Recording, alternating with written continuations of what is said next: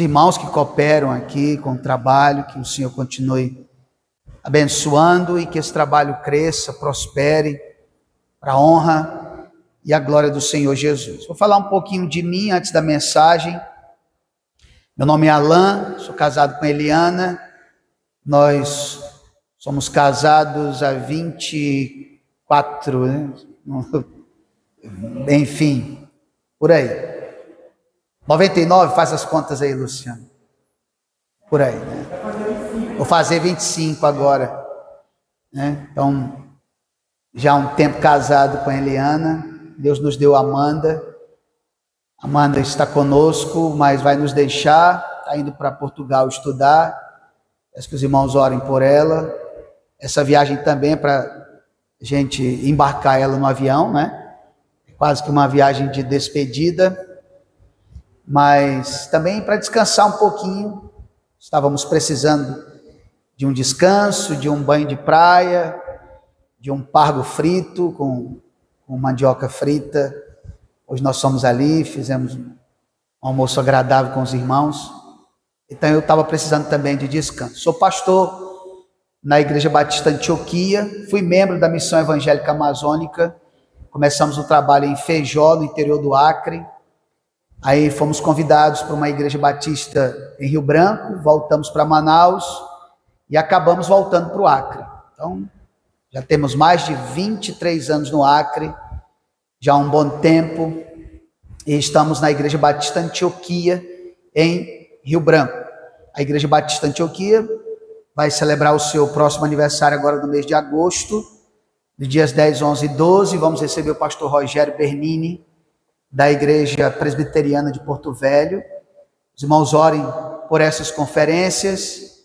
Vamos começar também uma conferência teológica no mês de fevereiro, no período de carnaval. Começamos em Porto Velho, uma parceria nossa com a Igreja Batista Reformada de Porto Velho. Então vai ser um ano em Porto Velho, outro ano em Rio Branco, vai sempre intercalar.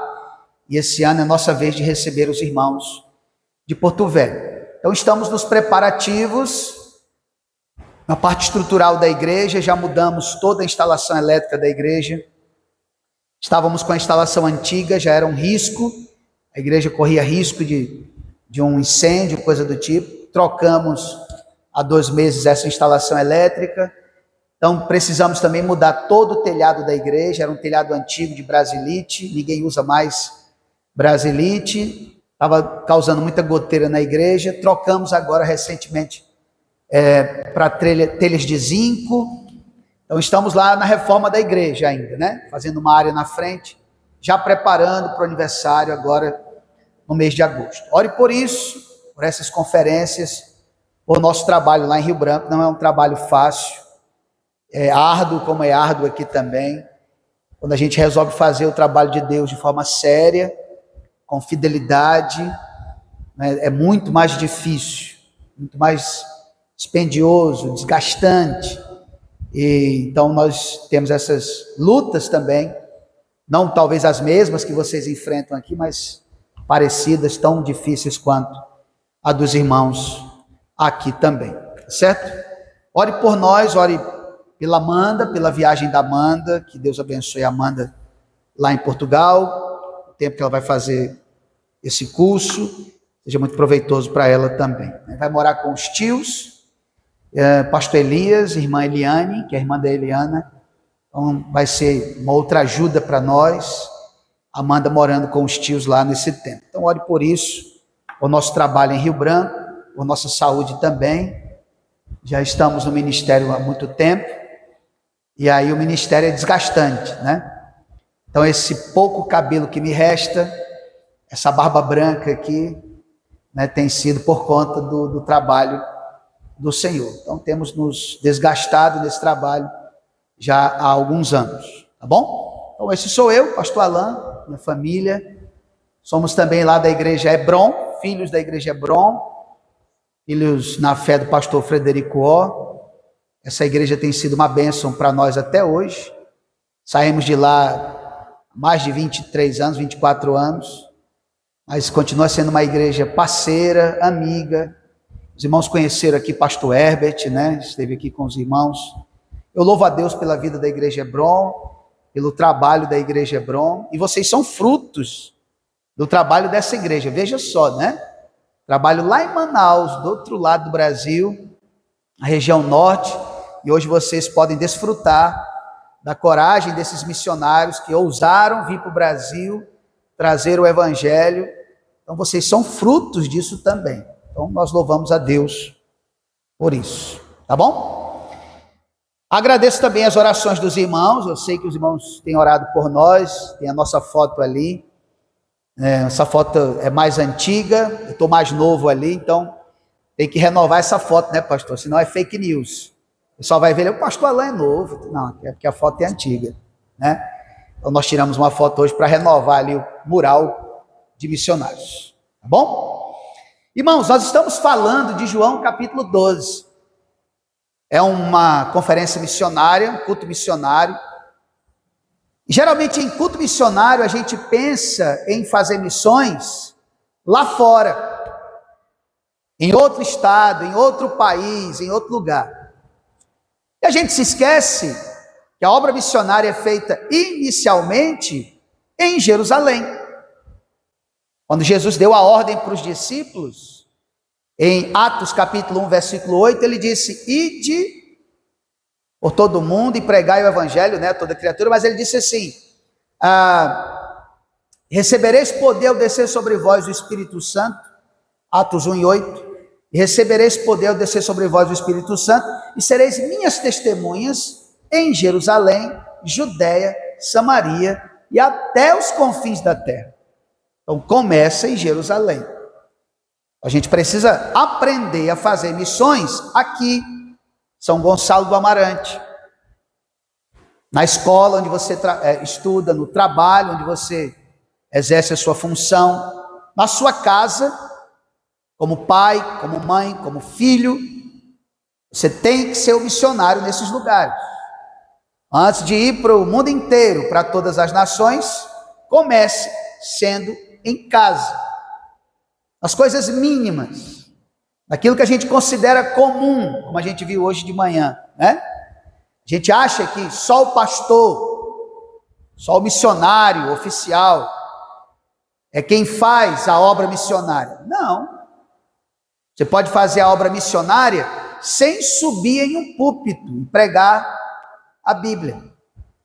Você pode fazer a obra missionária, por exemplo, com o dom que Deus lhe deu de fazer comida.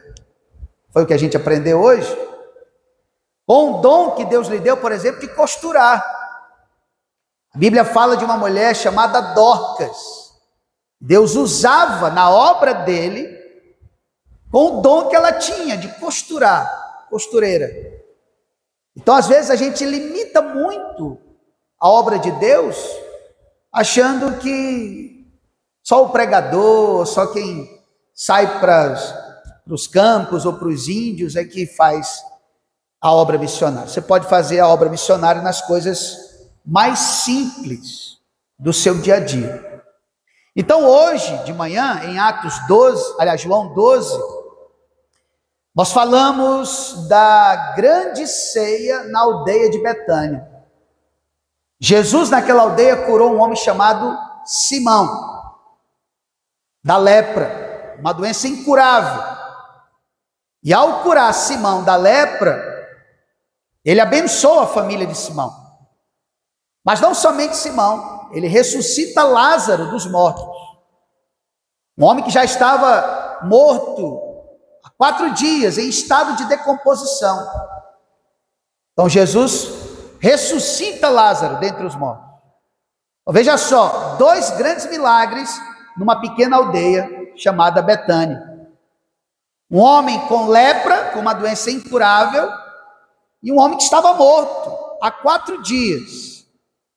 Então toda a aldeia estava em festa e queria demonstrar gratidão ao Senhor Jesus. A começar com Simão, que era o dono da casa. Ele convida Jesus para ir à sua casa participar de uma janta, de um jantar especial. E esse jantar é um jantar de gratidão. Foi a forma que Simão usou para dizer ao Senhor Jesus: muito obrigado, o Senhor me curou, muito obrigado. Mas não apenas Simão demonstra gratidão naquele jantar, Marta também faz isso. E a Bíblia diz que Marta demonstrou gratidão servindo a mesa, cozinhando. Foi ela quem fez o jantar. E o convidado especial era Jesus. Aquele jantar era por causa de Jesus e para Jesus. Então ela faz isso cozinhando. Depois, Lázaro também quer demonstrar gratidão, que está no capítulo 12 do Evangelho de João. Como é que Lázaro demonstra gratidão? Ele demonstra gratidão recebendo Jesus, recepcionando Jesus, conversando com ele e tendo comunhão com o Senhor Jesus. Mas dentre todas essas pessoas, quem nos chama atenção? Maria. Maria é quem nos chama atenção pelo gesto de gratidão. Ela quebra um vaso de alabastro com um perfume caríssimo de 300 denários, muito caro, um presente que custava 1 ano de trabalho, e ela despeja todo esse perfume aos pés de Jesus e enxuga os pés de Jesus com o seu cabelo. Veja quanta gratidão da parte de Maria. Só que há um porém, há um entretanto. Maria, apesar de toda a sua generosidade, apesar de toda a sua gratidão, ela é criticada. Já imaginou isso? Depois de toda a entrega dispendiosa de Maria, do que ela fez, em vez de ser aplaudida, ela foi criticada. E é sobre isso que eu quero falar hoje à noite. Porque fazendo a obra de Deus, nós não estaremos livres de críticas. Não estaremos livres de críticas. Nós precisamos aprender a lidar com as críticas. O problema não são as críticas, o problema é como que eu lido com isso. Eu, como crente, como cristão, ao ser criticado por servir a Deus, não é por uma coisa errada que eu estou fazendo, não, mas por servir a Deus, como que eu tenho que reagir a isso? Eu aprendo, irmãos, com Maria. No meu ministério, eu tenho aprendido com Maria a como reagir às críticas. E é isso que nós vamos estudar hoje à noite, aqui nesse texto. Então nós vamos para a segunda parte da leitura, que é João capítulo 12. Nós lemos de manhã do 1 ao 3, vamos ler do 4 ao 8, tá bom? João 12, vamos ler do 4 ao 8. Quem puder ficar em pé, vamos ficar em pé em reverência à palavra de Deus.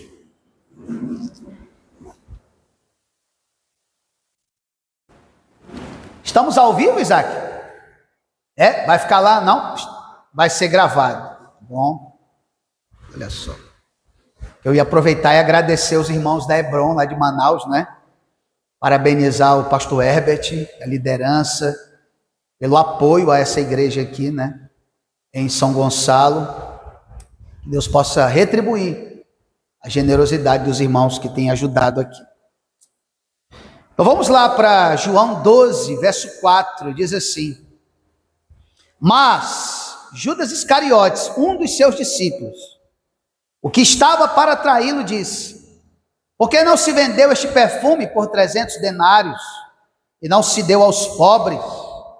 Isto disse ele, não porque tivesse cuidado dos pobres, mas porque era ladrão, e tendo a bolsa, tirava o que nela se lançava. Jesus, entretanto, disse: Deixa que ela guarde isto para o dia em que me embalsamarem, porque os ladrões sempre os tendes convosco. Aliás, os pobres, desculpa.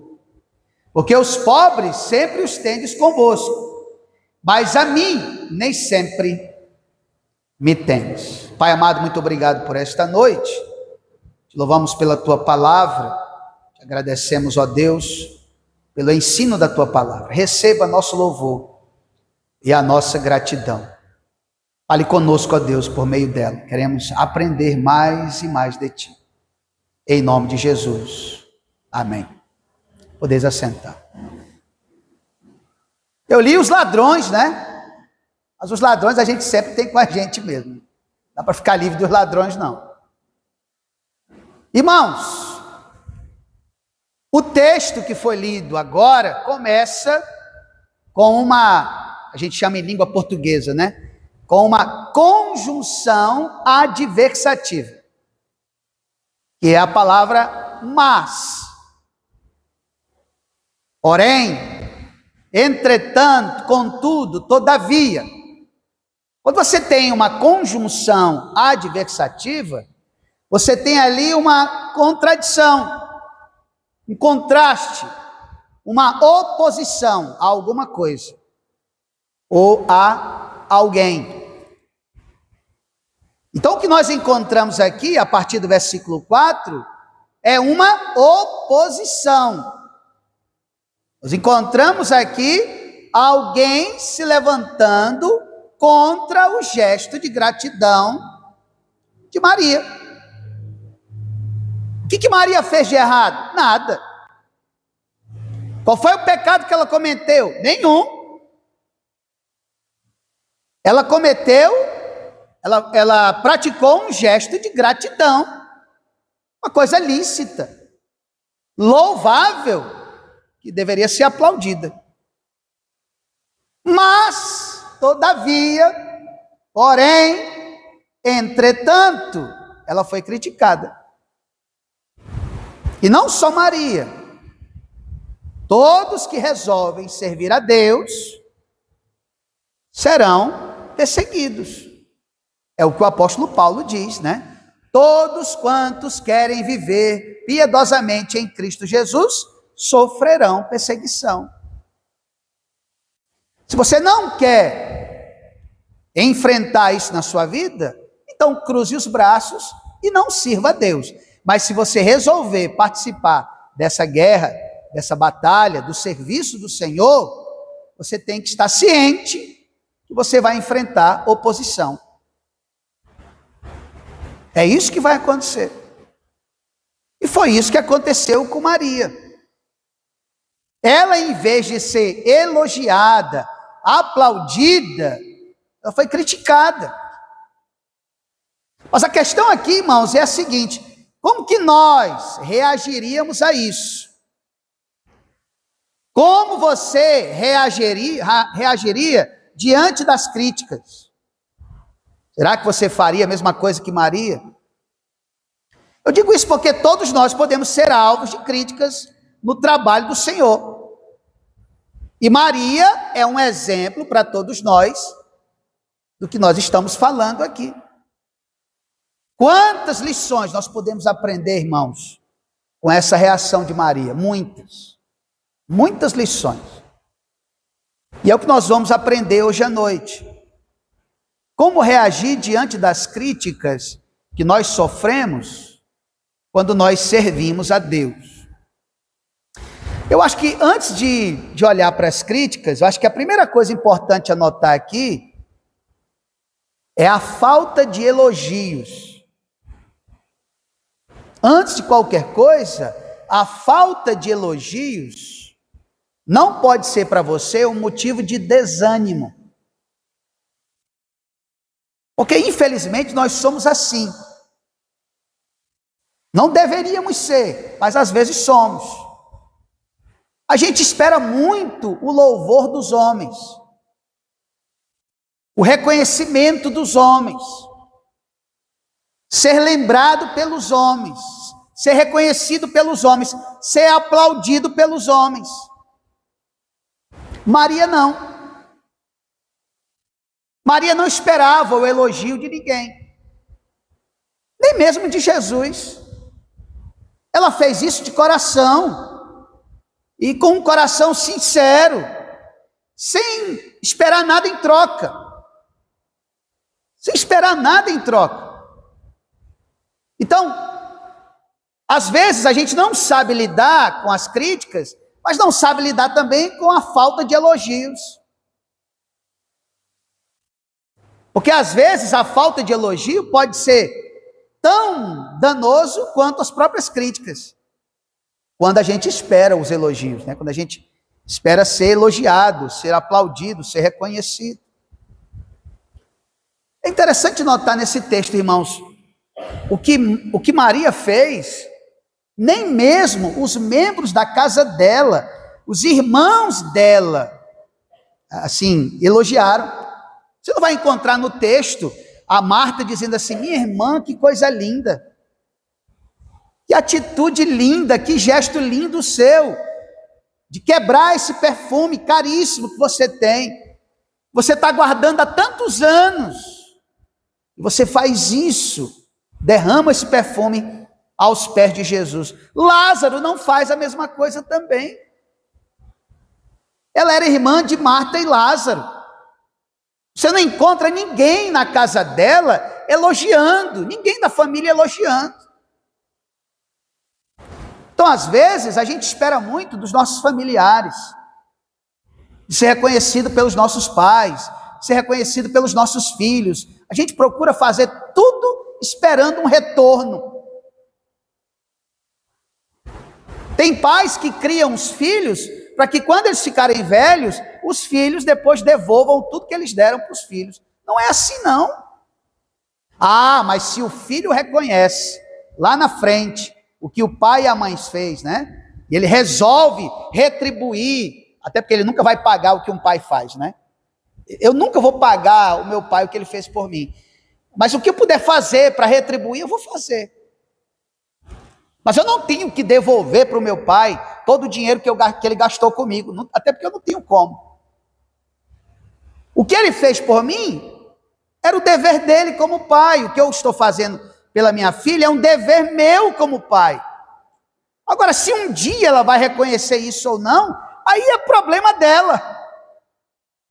Mas eu estou ciente de que eu estou cumprindo o meu papel como pai, e vou dar o máximo que eu puder para cumprir esse papel, até o fim. Esse é um dos nossos grandes problemas. Fazer esperando um retorno, fazer esperando um aplauso, fazer esperando um certificado, um reconhecimento. Não! Eu vou fazer sem esperar esse retorno. Se vai vir algum reconhecimento ou não, eu não sei. Eu só sei que eu vou fazer, porque é para o Senhor que eu estou fazendo. Então note que Maria não recebe nenhum elogio da parte dos seus familiares. Nenhum. Você não encontra Maria tristinha, chorando pelos cantos, porque foi criticada e ninguém defendeu ela, ninguém da família elogiou. Não, você não vai encontrar isso. Aliás, irmãos, a Bíblia nos ensina a lidar também com os elogios, né? A Bíblia nos ensina, por exemplo, a não buscar ser elogiado, ser reconhecido. Abra sua Bíblia, por exemplo, em 2 Coríntios, capítulo 10 e o versículo 18. 2 Coríntios 10 e 18. Porque não é aprovado,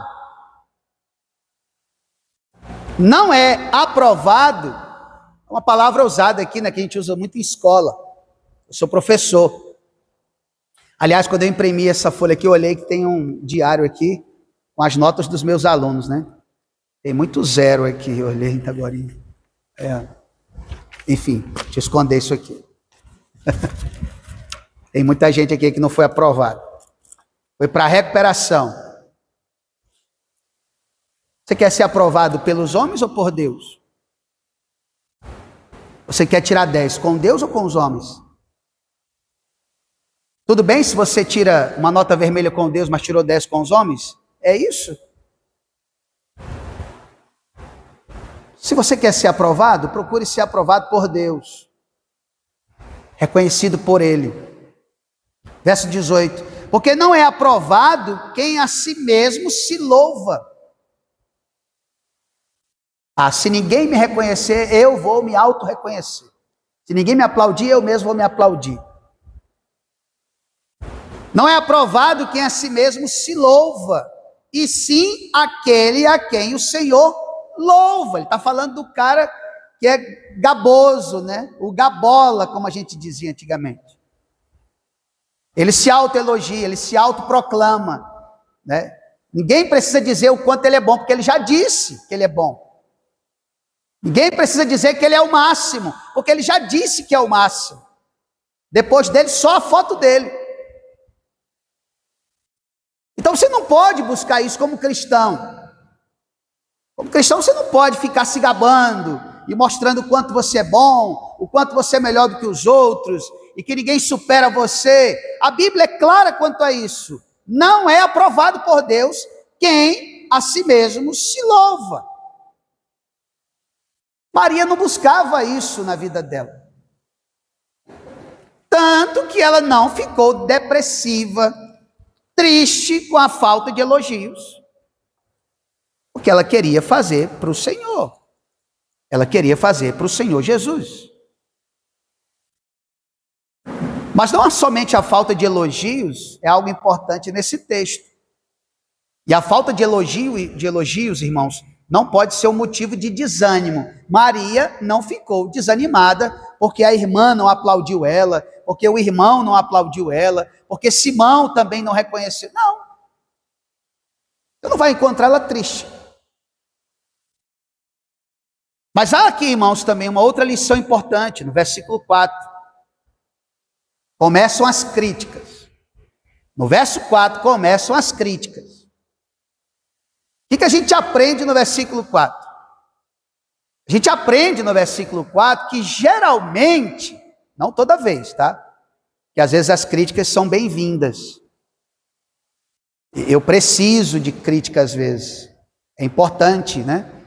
Tem gente que sabe criticar. Chega com você e diz: ó, pastor Alain, o senhor fez isso não é bom e tal. Está fazendo uma crítica, quer me ajudar, né? Mas, geralmente, na grande maioria das vezes, a crítica vem de gente desqualificada. Pode prestar atenção. Pessoa que vive criticando os outros, pode observar, é uma pessoa desqualificada. Quem foi que criticou Maria? Foi Marta? Foi Lázaro? Foi Simão? Foi o apóstolo Pedro, líder dos 12? Quem critica Maria, irmãos? Veja, versículo 4 de João, capítulo 12. Mas Judas Iscariotes. Conhece a história, né? Quem aqui não conhece Judas Iscariotes? Eu acho interessante isso. O Espírito Santo, ele faz questão de frisar no texto quem era esse Judas.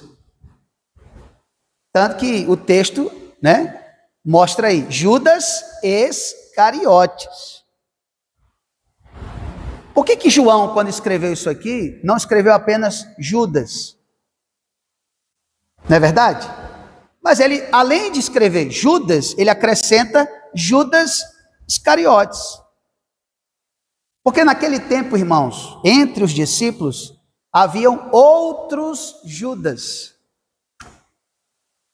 Havia, por exemplo, Judas o discípulo. Você vai encontrar lá em Atos 1 e 13. Ele está na lista lá daqueles discípulos de Atos 1 e 13.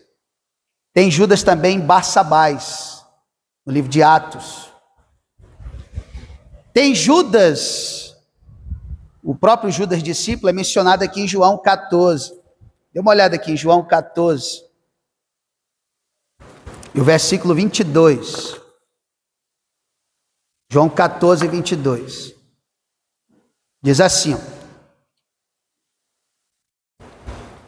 disse-lhe Judas, vírgula, não o Iscariotes.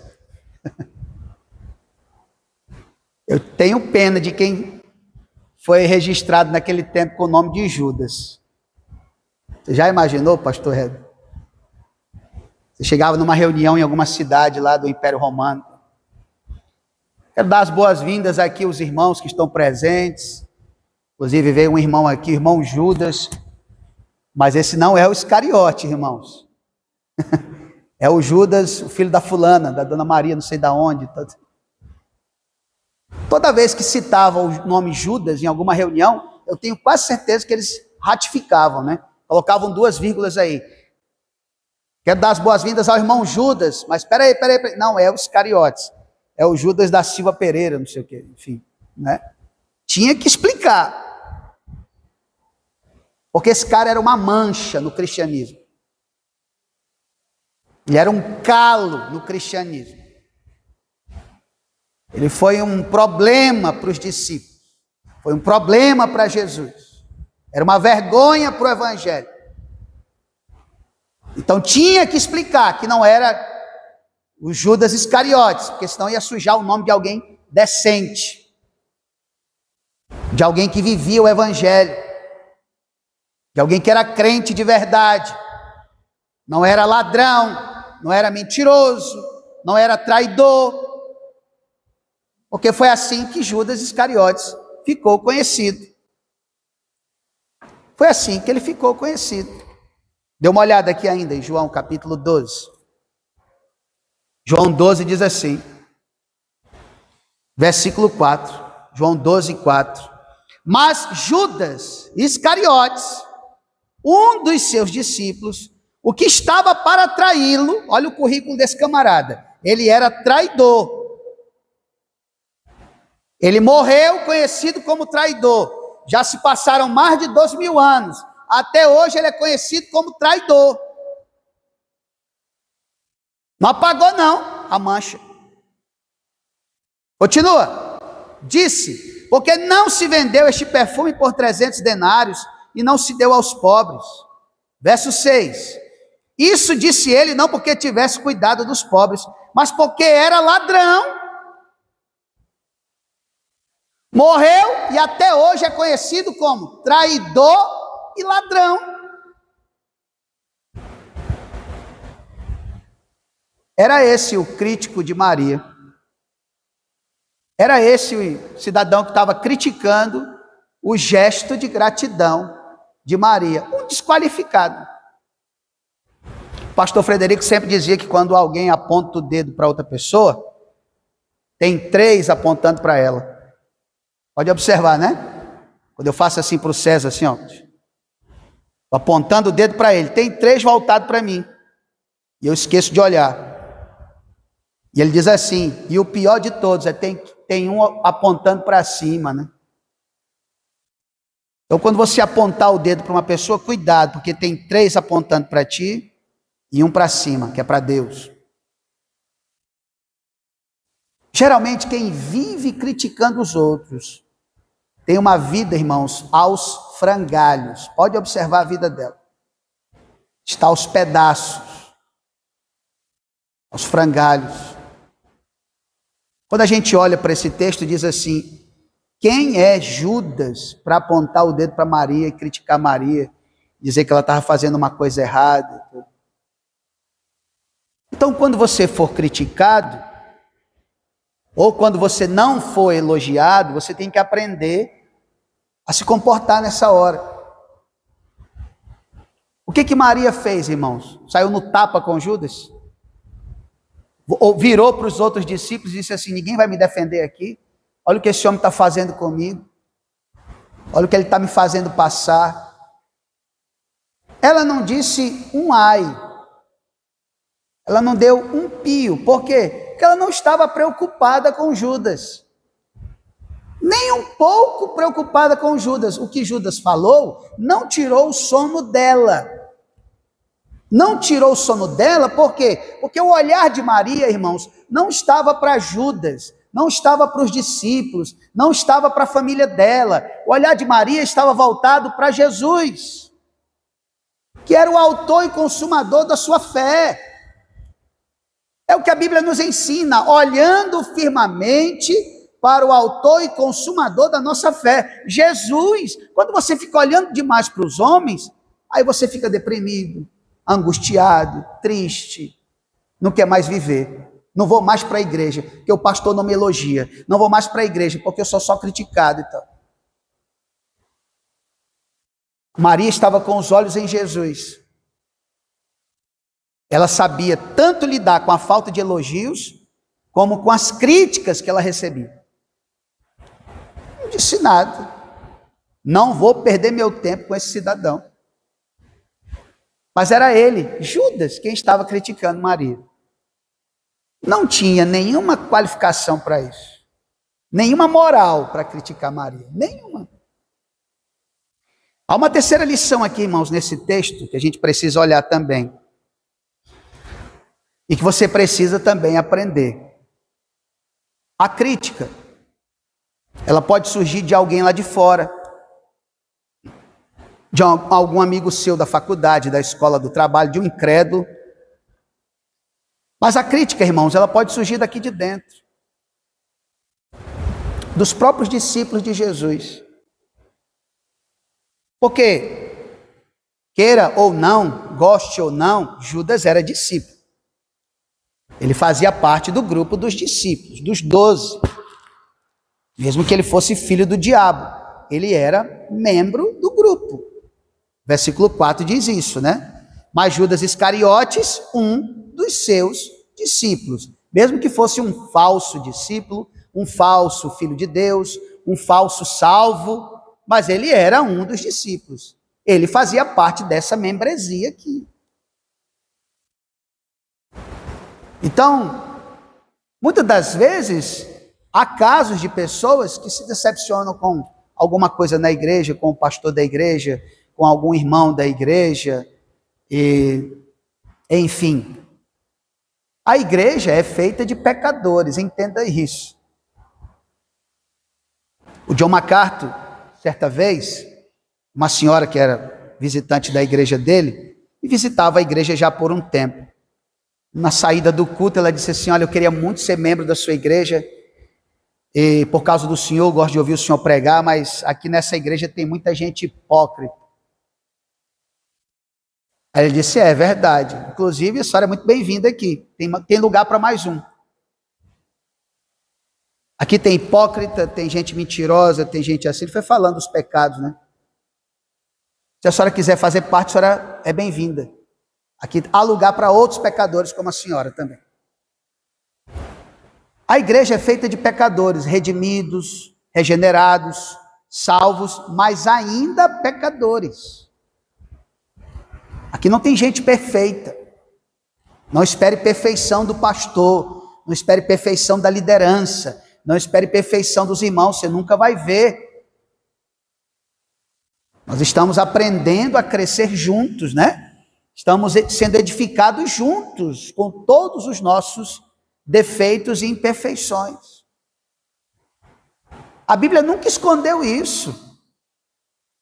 Os discípulos, por exemplo, certa vez, os discípulos de Jesus, certa vez, repreenderam as crianças que queriam se aproximar de Jesus. Você vai dizer, mas por que alguém, né, repreenderia uma criança pelo fato dessa criança querer se aproximar de Jesus? E eles foram repreendidos por Jesus por causa dessa atitude. Quem? Os discípulos, irmãos. Eu estou falando dos apóstolos, que se tornaram esses homens da história do cristianismo. O apóstolo Pedro, uma vez, foi chamado a atenção pelo apóstolo Paulo, porque estava agindo com xenofobia. Está lá em Gálatas, capítulo 2, dê uma olhada. Gálatas 2 e 11. Gálatas 2 e 11. Diz assim, carta de Paulo aos Gálatas, capítulo 2, versículo 11. Quando, porém, Cefas, que é Pedro, né, veio a Antioquia, resistir-lhe face a face. Paulo não era homem de mandar recado, irmãos, ele falava na cara da pessoa. É isso que ele está dizendo, face a face. Eu falei olhando nos olhos dele, eu não mandei recado, eu fui lá. Porque é isso que um homem de verdade faz, ele não fica com fuxico. Um disse que me disse, se eu tiver algum problema com o pastor César, com o missionário César, eu não vou ficar pelos quatro cantos da igreja, resmungando, falando mal dele, não, eu vou chegar com ele. Irmão, vem cá. Eu sou homem, eu não gosto de conversa fiada, vamos sentar só nós dois aqui. Olha, aconteceu isso, irmão, tá errado, tudo, não faça mais isso, eu não gostei, tudo tal. Então eu vou tratar com ele pessoalmente. Aí se não resolver o problema, aí eu chamo o pastor da igreja. Mas antes que a conversinha comece, eu vou lá e resolvo o problema. É assim que um cristão de verdade faz. Ele não fica com conversinha, não. Vai lá com a pessoa, sem ninguém saber. A igreja não precisa saber o que eu vou tratar com o missionário César. As irmãs não precisam saber, os irmãos não precisam saber. Então eu vou lá quieto e resolvo o problema. Versículo 11 diz: quando, porém, Cefas veio a Antioquia, resistir-lhe face a face, porque se tornara repreensível. Com efeito, antes de chegarem alguns da parte de Tiago, que era judeu, Tiago era judeu, comia com os gentios. Aí diz assim: quando, porém, chegaram, afastou-se. O que Pedro fazia? Deixa eu só explicar o que ele fazia aqui. Quando os crentes, que eram judeus, não estavam lá em Antioquia, ele era amigo dos gentios, comia com gentios, crentes, né? Gentios, falava com eles e tudo, né? Brincava, aquela comunhão alegre ali e tal. Quando os crentes que eram judeus chegavam, ele se afastava dos gentios, não comia com eles, não andava com eles, não queria conversa com eles. Para mostrar para os judeus crentes que ele era um judeu puro, que não se misturava com os gentios. Paulo viu essa arrumação. Vem cá, Pedro, está errado. E sabe qual é o problema disso, irmãos? Porque Pedro, ele era uma pessoa de influência. Ele era um membro importante do grupo. Ele era um líder. Quando alguém que é importante, que tem influência, que exerce liderança, faz isso, muita gente vai junto com ele. Que é o que aconteceu, dê uma olhada aqui. Verso 13. Também os demais judeus dissimularam com ele a ponto de o próprio Barnabé, olha só, o próprio Barnabé, que já era um crente velho, o próprio Barnabé ter se deixado levar pela dissimulação deles, quando, porém, vi que não procediam corretamente, segundo a verdade do evangelho. Como é que Paulo corrigiu Pedro, irmãos? Na carne? Não, ele corrigiu Pedro usando o evangelho. Ele não foi na raiva, né? Na carne, não. Ele chegou com Pedro e disse: Pedro, olha, você está errado, porque a Bíblia diz assim, assado. Você está indo contra o evangelho. E quem era Pedro? Pedro era um dos discípulos mais íntimos de Jesus. Fazia parte daquele grupo de 3, né? Tinha intimidade com Jesus. Se Pedro, que era Pedro, fez essa besteira aqui, imagina eu, pastor, sou comedor de jaraqui, né, como diz o pessoal no Amazonas, né? Aí você fica esperando do pastor Éder perfeição, você não vai ver perfeição nele nunca. Nós somos feitos de carne, irmãos, somos pecadores. Então a gente precisa aprender a receber críticas. Infelizmente nós estamos vivendo numa geração que não sabe ser criticada. É conhecida como a geração do mimimi. Eu sou professor há mais de 20 anos, sei o que eu estou dizendo. Antigamente o professor dizia uma coisa para um aluno e tudo e tal, né? Pronto, hoje qualquer coisinha que você disser para um aluno hoje é motivo dele se suicidar, dele se matar, ele chamar o Ministério Público e não sei mais o que. Tudo. É um problema, geração frágil que está sendo construída hoje. Geração frágil. E por tudo fica doente, por tudo fica deprimido, por tudo fica... A gente está criando uma geração de gente frágil, tem que tomar cuidado com isso. Gente de cristal, de vidro. As gerações mais antigas eram forjadas no aço, né? Forjadas no ferro, assim. Nossos pais e avós e tudo eram pessoas forjadas. Hoje há uma fraqueza numa geração cada vez mais fraca, né? É muito triste isso. Eu sou professor e existe hoje uma geração doente. Todo dia tem caso de gente tendo crise de depressão, crise de síndrome do pânico, crise não sei de quê e tudo. Eu vou aplicar uma prova de matemática, sai 5 passando mal, porque a prova de matemática sai chorando, se tremendo e tudo tendo crise. Isso é preocupante. É preocupante, porque esses meninos vão daqui a pouco para o mercado de trabalho, eles vão levar uma esculhambação do patrão, aí eles vão processar o patrão, vão querer sair no primeiro dia de trabalho. Não sabe engolir sapo. A gente tem que aprender a receber crítica. A crítica pode seguir de gente que serve a Deus. Não se assuste com isso, porque somos pecadores. Ela vem de onde não deveria vir, mas acaba vindo. Mas é interessante notar também, irmãos, aqui uma quarta lição. Na grande maioria das vezes também, por trás da maioria das críticas, existe ali uma falsa bondade, uma intenção má, maléfica, para não dizer diabólica. Dá uma olhadinha nas palavras de Judas aqui.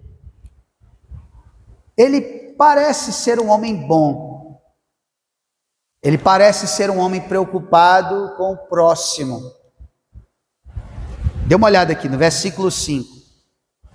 Versículo 5 diz assim: eu acho que se Judas se candidatasse para vereador, prefeito, alguma coisa assim, ele ganhava.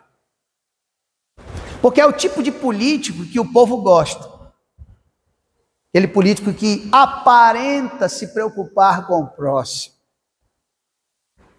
Parece que ele quer o bem do coletivo, né? Principalmente dos pobres.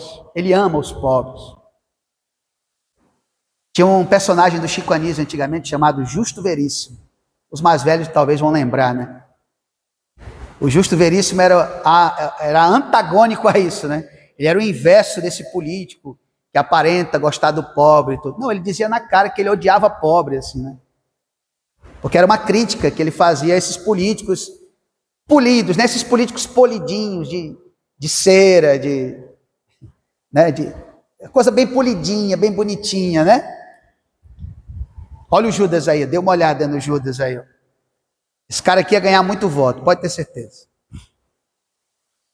Principalmente o Supremo Tribunal Federal do Brasil ia gostar muito dele. Olha o que diz aqui, versículo 5. Porque não se... Olha ele dizendo aí, ó. Ele viu a Maria despejando o perfume, 300 denários custava aquele perfume. Só para você ter uma ideia, 300 denários, você ganhava 300 denários trabalhando 12 meses, um ano. Você já imaginou o preço desse perfume? Não era aquele perfume que você usa todo dia para ir para o trabalho, não. É aquele perfume que você usa a cada casamento da cidade. Você vai lá um pouquinho aqui, outro aqui, né? Não era qualquer perfume, não. Caríssimo. Quando ela quebrou e despejou nos pés de Jesus, aí ele na hora critica. Olha a crítica dele. Porque não se vendeu esse perfume por 300 denários e não se deu aos pobres? Você olha um negócio desse assim, você diz, mas olha só, o bichinho está preocupado com os pobres, né? É o pai dos pobres, Judas. Aí eu, preocupado com os pobres. 300 denários, porque não deu para os pobres. Quando eu vejo esses caras muito preocupados com os pobres, eu desconfio. Pode desconfiar. Pode desconfiar. Aqui o exemplo de Judas. Porque não deu para os pobres. Mas o que Maria não sabia, o que Marta não sabia, o que Simão o leproso não sabia, o que Lázaro não sabia, o que os discípulos não sabiam, Jesus sabia. Sabe o que era? A intenção do coração de Judas. Ele não estava preocupado com os pobres. Qual era a intenção dele? Que Jesus revela aqui, que ninguém sabia.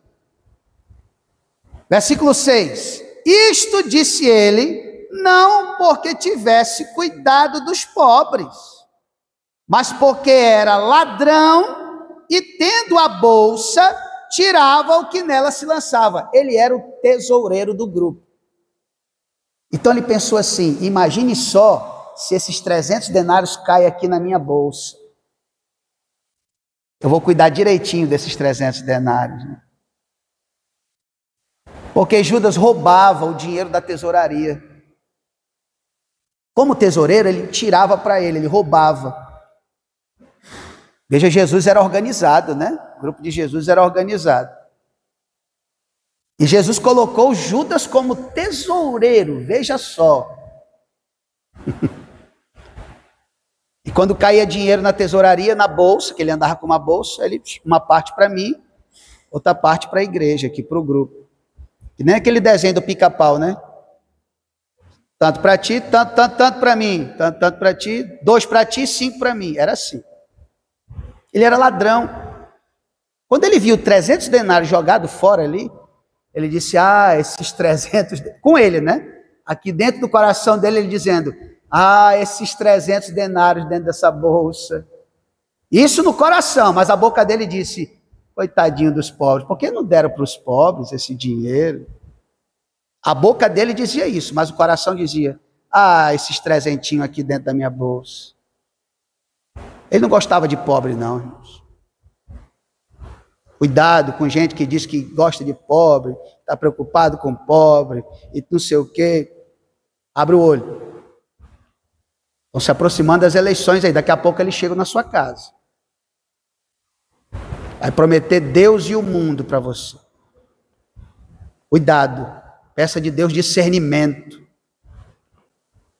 Peça: Senhor, me ajude a discernir em quem eu vou votar para prefeito, para vereador. Me mostra se aquele camarada é ladrão, porque se for, não quero votar nele não. Cuidado, irmãos. Não seja mais um enganado. Ele não estava preocupado com os pobres, não. Ele queria dinheiro. Ele estava interessado no poder, no dinheiro. Quando você vê filantropia, não estou dizendo que filantropia é errado, não. Mas toda filantropia deve ser motivada, irmãos, pelo amor que temos pelos pobres. Ou pelo amor que temos pelo Senhor. Quem está em primeiro lugar? Os pobres ou o Senhor? O Senhor. Porque se eu amo o Senhor, eu vou amar os pobres. Essa é a lógica bíblica. A lógica bíblica não é amar os pobres para amar o Senhor. Não. A lógica bíblica é: ame o Senhor e você vai dar para os pobres. Você vai cuidar dos pobres. Porque um homem que teme a Deus, ele vai ter sensibilidade de fato. Ele vai amar de fato.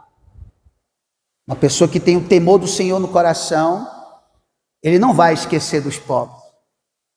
E ele não precisa dizer que gosta dos pobres. Ele vai gostar, porque ele já ama o Senhor. É o que Jesus vai dizer aqui, ó. Dê uma olhada. O que Jesus diz aqui, irmãos, é muito duro, mas é isso que ele está dizendo. Ele está dizendo que a prioridade não é o pobre, a prioridade é Ele, é o Senhor. E uma vez que eu priorizo o Senhor, vai ser natural abençoar a vida do pobre. Uma coisa natural, não pode ser o contrário. Tem que começar primeiro com o Senhor. Judas não amava o Senhor Jesus. E se ele não amava o Senhor Jesus, ele não amava os pobres. Porque se ele amasse Jesus, ele não teria traído Jesus. Se ele amasse Jesus, ele não teria roubado a tesouraria de Jesus. Se ele teve coragem de roubar a tesouraria de Jesus, imagine a minha, pastor. Então ele não amava os discípulos, ele não amava o Senhor. Se ele não amava o Senhor, ele não amava os pobres. Nem um pouco. É o que Jesus diz aqui no versículo 8.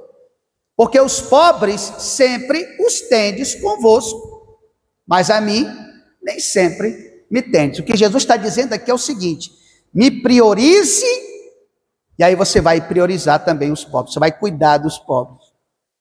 Eu sou a prioridade. Prioridade é o Senhor Jesus. A confissão de fé, aliás, o catecismo que nós adotamos na nossa igreja, Confissão de Fé Batista, Londrina, primeira pergunta é assim, primeira pergunta do catecismo: qual o fim principal do homem? Qual é o fim principal do homem? É fazer missões? Não. O fim principal do homem é pregar o evangelho? Não. Qual é o fim principal do homem? Cuidar dos pobres? Não. Cuidar dos pobres tem que ser. Mas não, esse não é o fim principal. O fim principal do homem é glorificar a Deus e gozá-lo para sempre. A prioridade não é o homem, a prioridade é Deus. Mas veja só a lógica. Se eu priorizo o homem, ou o Senhor, se eu amo o Senhor, se eu dou tudo de mim para o Senhor, amar o próximo é uma consequência. Por isso que o mandamento do Senhor Jesus é amar a Deus acima de todas as coisas e ao próximo como a ti mesmo. Não é para inverter a ordem. A ordem é amar a Deus acima de todas as coisas e o próximo como a ti mesmo. Vai ser uma consequência natural. Natural. Um homem que ama o Senhor, que teme o Senhor, ele vai cuidar do próximo. E vai fazer isso de forma natural. Porque ele já tem o alvo principal do seu amor. É o Senhor. A igreja tem que priorizar o homem? Não, a igreja prioriza o Senhor. Quando a igreja prioriza o homem, pode ter certeza, ela vai encher de gente, pode ter certeza. Porque a igreja começa a trazer atrativos para o homem, coisas que atraem o homem, que agradam o homem. Então, traz louvor que agrada o homem, né? Traz um programa que agrada as pessoas. Você é aquele tipo de gente que vem para a igreja para ser agradado? Quando você sai daqui, você diz, não gostei desse culto. Não tem problema, não é para você. O culto é para Deus. O culto não é para o homem. Se a pessoa gostou ou não do culto, se agradou ela, não interessa. O culto é para Deus. É o Senhor. Críticas, nós vamos ouvir, irmãos. Sempre. Sempre. Sempre. Em qualquer lugar. A questão é se nós sabemos lidar com isso. Como que a gente lida com isso? Essa que é a questão. Se você tem maturidade, você vai agir como Maria. Agora, se você não tem maturidade, aí você vai partir para a mão, você vai partir para a agressão, você vai querer revidar, você vai querer agir, Mas se você tiver maturidade, tiver uma intimidade com o Senhor, você vai fazer como Maria, né? Não recebeu elogios, nem por isso ficou triste. Recebeu críticas, mas de gente desqualificada como Judas. Não olhou para Judas, não ouviu as críticas de Judas, porque ela fazia para o Senhor. Pastor, mas é difícil. É difícil engolir isso. Mas deixa eu lhe dizer uma coisa, é difícil mesmo. Mas tem recompensa. Sabia? Vou terminar com Marcos capítulo 14. Dê uma olhada lá. Marcos 14, onde nós encontramos essa história aqui. Versículo 3. Marcos 14 e 3.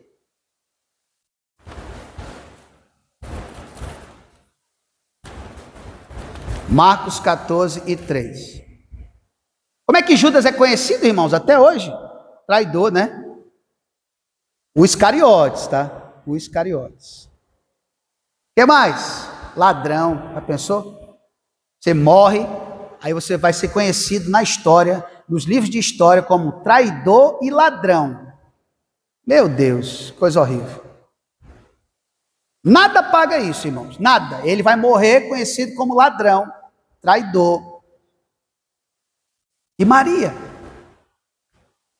Veja como vale a pena. Marcos 14, versículo 3 diz assim: estando ele em Betânia, reclinado à mesa em casa de Simão o leproso, veio uma mulher trazendo um vaso de alabastro. Quem era? Maria. Com um preciosíssimo perfume de nardo puro, e quebrado o alabastro, derramou o bálsamo sobre a cabeça de Jesus. Verso 4. Indignaram-se alguns entre si, no caso Judas, né? E diziam: para que esse desperdício de bálsamo? Porque este perfume poderia ser vendido por mais de 300 denários e dar-se aos pobres. E murmuravam contra ela. Mas Jesus disse: deixa, porque a molestais? Ela praticou boa ação para comigo. Porque os pobres sempre os tendes convosco. E quando quiserdes, podeis fazer-lhe bem, mas a mim nem sempre me tendes. Ela fez o que pôde. Faz o que você pode, né? Ela fez o que pôde, antecipou-se a ungir-me para a sepultura. Agora aqui está a recompensa, ó. Verso 9. Em verdade vos digo, onde for pregado em todo o mundo o evangelho, será também contado o que ela fez para a memória sua. Essa mulher está sendo lembrada nessa noite. A sua memória está sendo mencionada como uma mulher que servia, que deu tudo de si, mas Judas está sendo lembrado como ladrão. A escolha é sua. Como é que você quer ser lembrado? É sua. Se você quer ser lembrado como Maria, que sabia receber críticas e elogios, que o seu alvo era Jesus, ou se você quer ser lembrado como Judas, a escolha é sua. Esse texto está sendo lido, pregado, ensinado, e o que Jesus disse sobre ela se cumpre hoje à noite aqui, em São Gonçalo do Amarante. Estamos falando isso aqui em memória de Maria de Betânia, que fez o que fez. A escolha é nossa, irmãos. A gente escolhe como vai ser lembrado daqui a 5, 10, 15, 20 anos, 50. É a gente que escolhe. Você pode escolher ser lembrado daqui a 20, 30 anos, quando você morrer, como alguém que ajudava essa igreja, que teve uma história bonita nessa igreja, que cooperou, né, que trouxe os filhos para o evangelho, que construiu famílias aqui, tudo. A escolha é sua. Mas você pode escolher também fazer parte da história de alguém que veio só para atrapalhar, para causar confusão, para trazer intriga e mais. Você escolhe. A escolha é sua. Como você quer ser lembrado daqui a uns anos, né? A escolha é nossa. Nós fazemos escolhas. Pai amado, muito obrigado pela tua palavra. Obrigado porque a tua palavra é a verdade. Ajuda-nos nessa noite a compreender estas verdades. Ajuda-nos a sermos como Maria, que sabia ouvir elogios, sabia ouvir críticas e sabia reagir quando não tinha elogios também.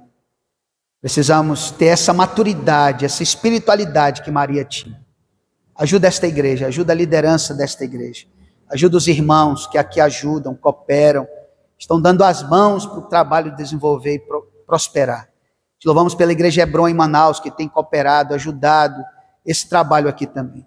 Receba nosso louvor e a nossa gratidão. Muito obrigado, Senhor, pela vida desses irmãos e irmãs aqui, da Igreja Hebron, São Gonçalo do Amarante. Abençoa essa cidade, salva, ó Deus, os moradores dessa cidade. É o que nós pedimos e agradecemos, em nome de Jesus. Amém.